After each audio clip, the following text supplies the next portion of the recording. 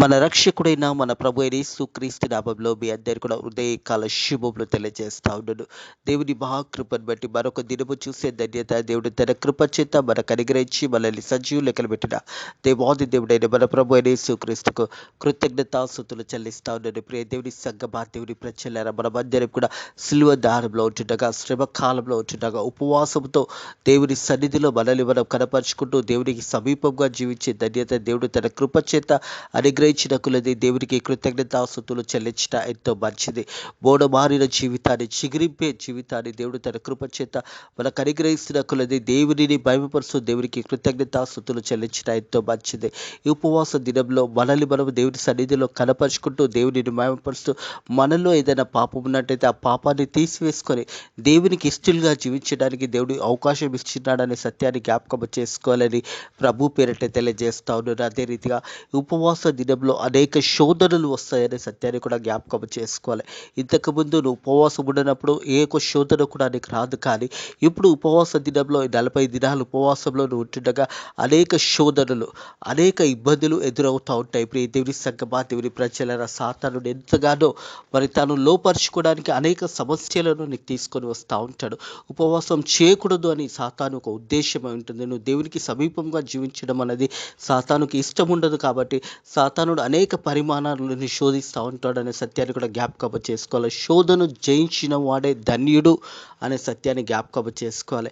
ఇంతకు ముందుకు నీ కలవని వారు ఈ సమయంలోనే కలిసి నిన్ను అపవిత్రపరచడానికి, తిరిగి నేను పాత జీవితాన్ని, రోత జీవితానికి నడిపించడానికి అనేక పరిమాణాలుగా వారు వచ్చి నిన్ను కలుస్తూ మరి నేను యొక్క ఉపవాస దినంలో నుంచి బయటికి తీసుకురావడానికి అనేక ప్రయత్నాలు సాతానుడు చేస్తాడనే సత్యాన్ని జ్ఞాపకం చేసుకోవాలని ప్రభు పేరిట తెలియజేస్తాడు. ప్రియ దేవుని సంగమా, దేవుని ప్రజల సాతానుడు యేసు ప్రభుని కూడా శోధించాడు అనే సత్యాన్ని జ్ఞాపకం చేసుకోవాలి. యేసు ప్రభు కూడా దేవాతి దేవుడు ప్రభు అయిన యేసుక్రీస్తు ఈ లోకంలో జీవిస్తున్నప్పుడు మరి సాతానుడు కూడా యేసు ప్రభుని శోధించాడు. కానీ దేవాది దేవుడైన మన ప్రభు అయిన యేసుక్రీస్తుని శోధించినప్పుడు సాతానును దేవుడు గద్దించి ఉన్నాడనే సత్యాన్ని కూడా జ్ఞాపకం చేసుకోవాలని ప్రభు పేరిట తెలియజేస్తా ఉన్నాను. మనం కూడా మరి యొక్క ఉపవాస దినంలో ఉన్నప్పుడు మనల్ని దేవాది దేవుడైన మన ప్రభు అయిన యేసుక్రీస్తుని శోధించిన సాతానుడు నిన్ను శోధించడా? ఒకసారి ఆలోచించండి.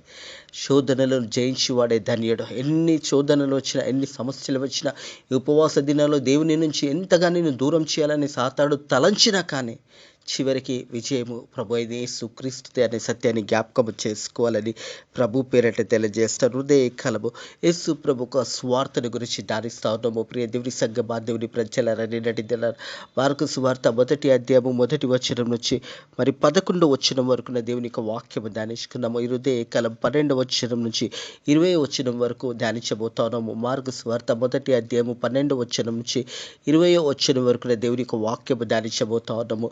బాప్టిజం తీసుకున్న తర్వాత యేసు ప్రభు మరి అరణ్యంలో 40 దినాలు ఉపవాసంలో ఉన్నాడనే సత్యాన్ని జ్ఞాపకం చేసుకోవాలని ప్రభు పేరిట తెలియజేస్తా ఉన్నాను. హృదయ కలము ఉపవాసం ఉంటున్న మనము దేవాది దేవుడైన మన ప్రభు అయిన యేసుక్రీస్తు కూడా 40 దినాలు ఉపవాసంలో మరి దేవుని సన్నిధిలో గడిపి ఉన్నాడనే సత్యాన్ని జ్ఞాపకం చేసుకొని మనం చూసినట్టయితే 12, 13 వచనంలో ఈ యొక్క వాక్య భాగం చూసినట్టయితే ప్రియ దేవుని సంగమా, దేవుని ప్రజల మత్తయి సువార్త 4వ అధ్యాయం 1వ వచనం నుంచి 11 వరకు, లూకా సువార్త 4వ అధ్యాయం 1వ వచనం నుంచి 13వ వచనం వరకు కూడా మరి మత్తయి సువార్తికుడు, లూకా సువార్తికుడు కూడా ఈ యొక్క వాక్య భాగమును మరి యేసు ప్రభు గురించి ఒక సువార్తలో రాసి ఉంచారు.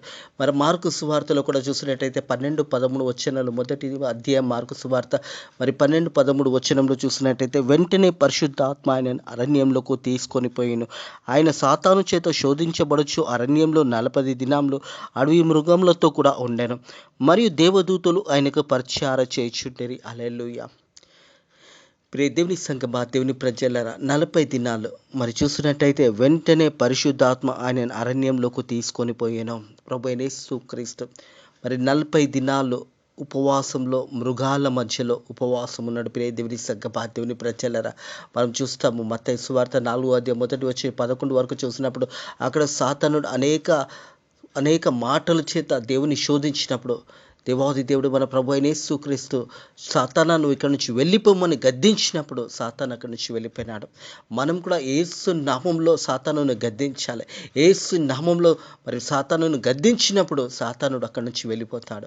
దేవుని వాక్యం అంటే దేవునికి లోబడినప్పుడు అపవాది మీ ఇద్దరి నుంచి వెంటనే తొలగిపోతాడని దేవుని యొక్క వాక్యం తెలియజేస్తుంది. మనం దేవునికి లోబడి దేవుని వాక్యానుసారంగా మనం జీవించినప్పుడు, మనం సాతానును గద్దించినప్పుడు సాతాను అక్కడి నుంచి వెళ్ళిపోతాడనే సత్యాన్ని జ్ఞాపకం చేసుకోవాలి.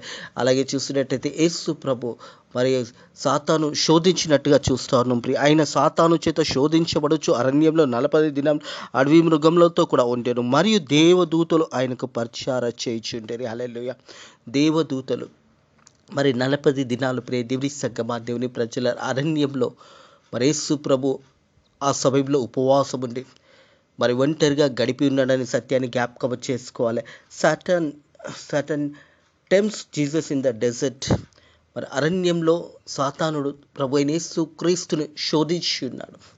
ఆ సమయంలో దేవాది దేవుడు సాతానుని ఎదిరించి మరి సాతానుని అక్కడి నుంచి వెళ్ళిపోమన్నప్పుడు సాతాను అక్కడి నుంచి వెళ్ళిపోయినాడు. దేవుని సంగమా, దేవుని ప్రజలరా, సాతానుడు దేవాది దేవుడైన మన ప్రభు అయిన యేసుక్రీస్తు అనేక ఆశలు చూపించాడు.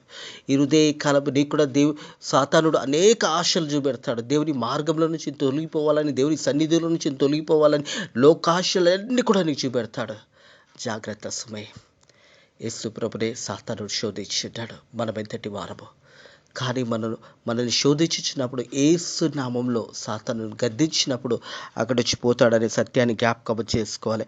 14వ వచనం, యోహాను చెరబడిన తర్వాత కాలము సంపూర్ణమైచున్నది, దేవుని రాజ్యము సమీపించుచున్నది, మారుమనసు పొందవాలనని పొందిన సువార్తను నమ్ముడి అని చెప్పుచు దేవుడు సువార్త ప్రకటించుచు గలిలియాకు వచ్చెను. హల్లెలూయా.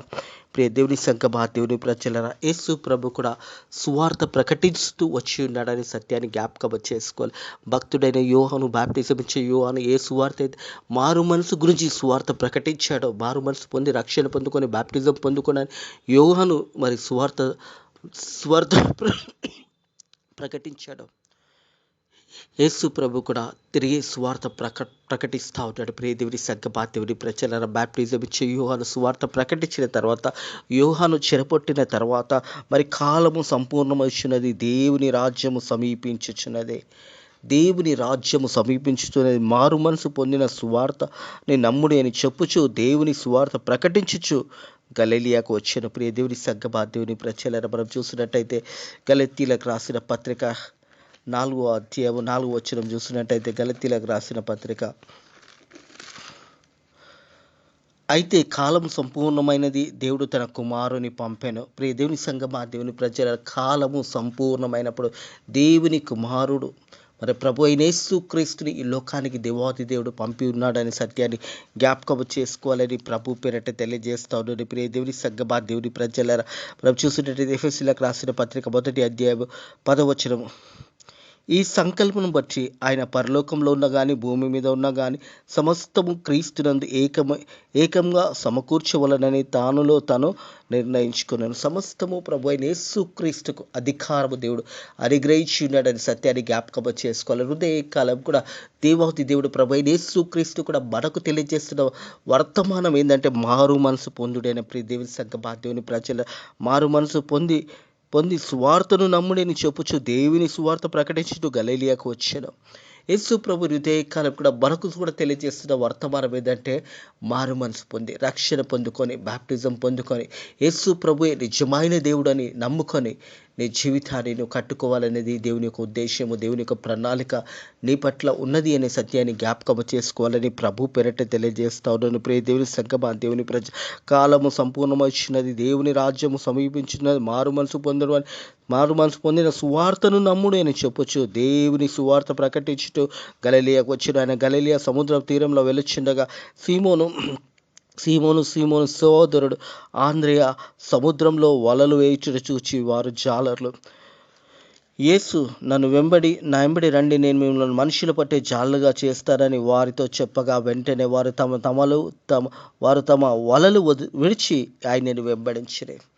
ఇరుదే కాలం కూడా యేసు ప్రభు మనల్ని కూడా పిలుస్తూ ఉంటాడు. దేవుని సంగమా, దేవుని ప్రజలరా, ఆ సమయంలో వారి సీమోను పేతురు అలాగే పేతురు సహోదరుడైన ఆంద్రేయ వారిద్దరు కూడా వలలు బాగా చేస్తుండగా యేసు ప్రభు వారిని చూసి నన్ను వెంబడించండి రండి అని చెప్పినప్పుడు వెంటనే వారు ఒక వలలు వదిలేసి యేసు ప్రభుని వెంబడించారు. హృదయ కాలం యేసు ప్రభు కూడా నన్ను వెంబడించండి అని మనతో కూడా పలుకుతా ఉన్నాడు. ప్రియ దేవుని సంఘం ఆ దేవుని ప్రజల మనకు కూడా తెలియజేస్తా ఉన్నాడు. నన్ను వెంబడించండి అని యేసు ప్రభు ప్రకటిస్తున్న సువార్తలో మనం కూడా యేసుని వెంబడించే బిడ్డలుగా ఉండాలని ప్రభు పేరట తెలియజేసి ఆయన గలిలియా సముద్రం తీరంలో వెళ్ళుచుండగా సీమోను సహోదరుడు ఆంద్రేయ సముద్రంలో వలలు వేయుట చూచి మన సమయంలో వారు వలలు వేయిస్తూ ఉన్నారు. సముద్రంలో వారు చేపలు పట్టేవారు, వృత్తి చేపలు పట్టేవారు కాబట్టి వారు చేపలు పట్టడానికి మన సమయంలో వలలు వేస్తుండగా మరి వారు జాలర్లు యేసు నా వెంబడి రండి నేను మిమ్మల్ని మనుషులను బట్టే జాలలుగా చేస్తానని వారితో చెప్పగా వెంటనే వారు తమ వలలు విడిచిపెట్టి ఆయనను వెంబడించిరి. వెంటనే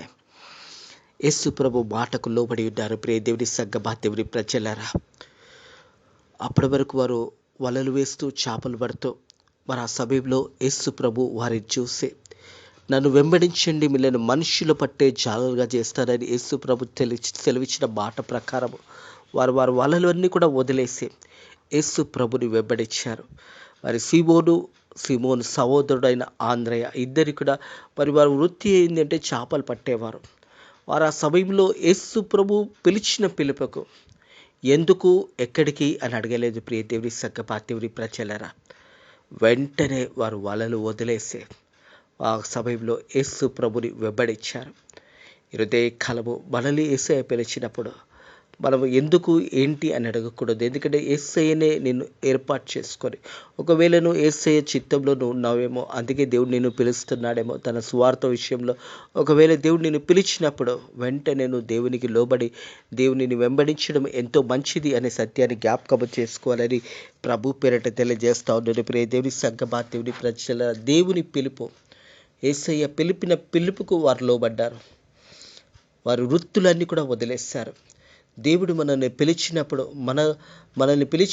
మనం ఏం పని చేస్తున్నా, ఏమి ఉద్యోగాలు చేస్తున్నా, బిజినెస్ చేసినా నువ్వు యేసయ్యని వెంబడించే కలిగే మనస్సు నీకున్నదా ఆలోచించండి. ఆ కాలంలో వారు వారి వృత్తిలో చేపలు పట్టేవారు. వారి ఒక గొప్ప వృత్తి అది. మరి ఆ సమయంలో సముద్ర తీరంలో వారు చేపలు పడుతుండగా యేసు ప్రభు వారిని చూశాడు. నన్ను వెంబడించండి మీరు మనుషులు పట్టే జాలలుగా చేస్తారని యేసు ప్రభు పిలిచినప్పుడు వెంటనే వారు ఒక వలలు వదిలేసి యేసు ప్రభు వెంబడించారు. చేపలు పడుతున్న ఆ వ్యక్తులను చూశాడు దేవుడు. వారిని చూసి మీరు మనుషులు పట్టే జాలలుగా చేస్తారు. ప్రియ దేవుని సంఘమా దేవుని ప్రజలారా, యేసు ప్రభు ఒక పిలుపులో ఒక గొప్ప శక్తి ఉన్నది. యేసు ప్రభు ఒక పిలుపులో మరి సీమోను పేతురు ఆంద్రేయ వారు వెంటనే ఆ పిలుపుకు లోబడ్డారు. ఆ పిలుపుకు లోబడి యేసు నా వెంబడి రండి నేను మిమ్మల్ని మనుషులు పట్టే జాలలుగా చేస్తానని వారితో చెప్పగా వెంటనే వారు తమ వలలు విడిచిపెట్టి ఆయనను వెంబడించిరి. ఆయన ఇంత కొంత దూరం వెళ్ళగానే జెబెదయి కుమారుడైన యాకోబు అతని సహోదరుడు యోహానును చూశాను. కొద్ది దూరంలో పోగానే మరి జెబెదయి కుమారులు యాకోబు యోహాను ప్రియ దేవుని సంఘమా దేవుని ప్రజలారా వారిని కూడా చూశాడు. వారిని కూడా చూసి వారిని పిలిచినప్పుడు వారు కూడా వెంటనే యేసయ్యని వెంబడించారు. ప్రియ దేవుని సంఘమా దేవుని ప్రజలారా, మరి ఈ వాక్య భాగంలో చూసినట్టయితే 19వ వచనం, ఆయన ఇంకా కొంత దూరం వెళ్ళగానే జెబెదయి కుమారుడైన యాకోబు అతని సహోదరుడు యోహానును చూసెను. వారు దోణిలో ఉండిగా తమ వలలు బాగు చేసుకునిచుండిరి. వెంటనే ఆయన వారిని పిలువగానే వారు తమ తండ్రి అయిన జెబెదయి దోణిలో జీతగానుల వద్ద విడిచిపెట్టి ఆయనను వెంబడించిరి. హల్లెలూయా.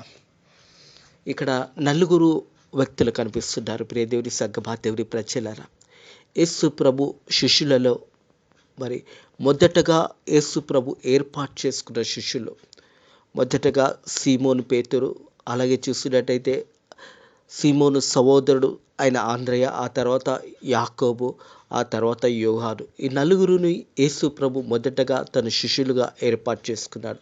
వారిని పిలిచినప్పుడు వారు వెంటనే వారి పనులు వదిలేసి వారు ఏ పనుల మీద ఉన్నారో ఆ పనులన్నీ కూడా వదిలేసి యేసయ్యని వెంబడించి ఉన్నారనే సత్యాన్ని జ్ఞాపకం చేసుకోవాలని ప్రభు పేరట తెలియజేస్తా ఉన్నాడు. ప్రియ దేవుని సంఘమా దేవుని ప్రజల దేవుని పిలుపుకు లోబడి దేవుని చిత్తానికి లోబడి మరి సీమోను కానీ ఆంద్రేయ కానీ యాకోబు కానీ యోహాను కానీ వారు పనుల మీద ఉంటుండగా ఆ పనులను వెంటనే వదిలేసి మరి జెబెదయికు ఆ ఒక పనులు అక్కడ ఉంటున్న జీతగాండ్లకు ఆ పని వదిలేసి వారు వెంటనే లేచి యేసు ప్రభుని వెంబడించున్నారు. ప్రియ దేవుని సంగమా, దేవుని ప్రజలరా, ఇలాంటి కాలంలో, ఈ శ్రమ కాలంలో మనం ఉంటుండగా మనము దేవుని వాక్యానుసారంగా జీవిస్తున్నామా? మనల్ని మనము కనపరుచుకున్న విధానం ఎలా ఉన్నది?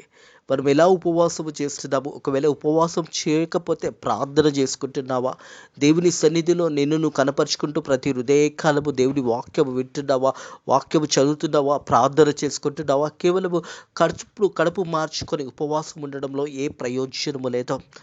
యేసు ప్రభు పిలుపును వారు అందుకొని వారు వారి పనులు వదిలేసి, మరి సీమోను పేతురు, అలాగే చూసినట్టయితే ఆంద్రేయ, యాకోబు, యోహాను, వీరు నలుగురు కూడా వారు పనులు వదిలేసి యేసు ప్రభు ఒక పిలుపుకు లోబడి ఆయనను వెంబడించి ఉన్నారు. దేవుని సంగమా, యేసయ్యని వెంబడించి ఉన్నారు. మరి యేసయ్య మనల్ని పిలిస్తే మనం సిద్ధంగా ఉన్నామా? ఇలాంటి కాలంలో దేవుని యొక్క వాక్యానుసారంగా నువ్వు జీవిస్తున్నావా? వాక్యాన్ని అత్తుకొని జీవిస్తున్నావా? ప్రార్థన చేసుకుంటున్నావా? మారు మనసు కలిగి ఉన్నావా? ఇతరులను క్షమించగలుగుతున్నావా? మరి నిన్ను వలని పొరుగువాన్ని ప్రేమించు అని యేసు ప్రభు చెప్పిన సువార్త వింటున్నావా? ఆ సువార్త ప్రకారం నిన్ను వలని పొరుగువాన్ని ప్రేమిస్తున్నావా? ఒక్కసారి నిన్ను నువ్వు పరిశోధించుకోవాలని ప్రభు పేరిట తెలియజేస్తా ఉన్నాను. ఎందుకంటే యేసు ప్రభు పిలుపుకు వారు లోబడి వెంటనే వారు పనులు వదిలేసి యేసు ప్రభుని వెంబడించారు.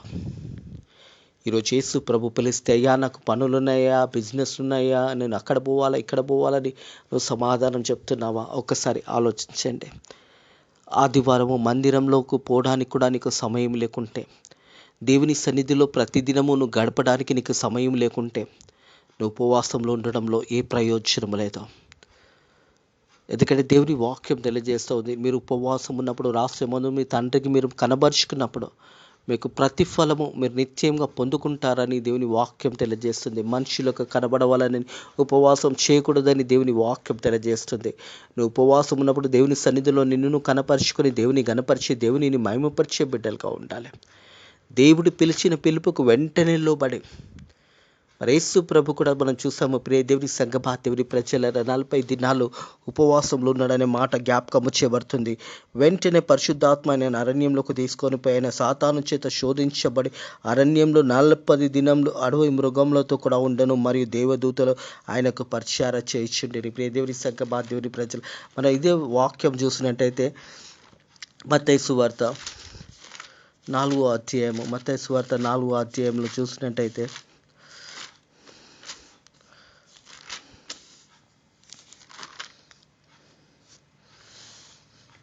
మత్తయి సువార్త 4వ అధ్యాయము. అప్పుడు యేసు అపవాది చేత 4వ అధ్యాయం మొదటి వచనం. అప్పుడు యేసు అపవాది చేత శోధించబడినట్టు ఆత్మవల అరణ్యంలోకి కొనివేయబడను. 40 దినములు 40 రాత్రులు ఉపవాసం ఉండి పిమ్మట ఆయన ఆకలి కొనగా. 40 days ఉపవాసం ఉండి 40 దినాలు అరణ్యంలో యేసు ప్రభు గడిపిన తర్వాత, ప్రియ దేవుని సంగమా, దేవుని ప్రజలారా, మనం చూసినట్టయితే మత్తయి సువార్త 4వ అధ్యాయం 3వ వచనం. ఆ శోధకుడు ఆయన వద్దకు వచ్చి, నీవు దేవుని కుమారుని అయితే రాళ్ళను రొట్టెలన్నట్టు ఆజ్ఞాపించుము.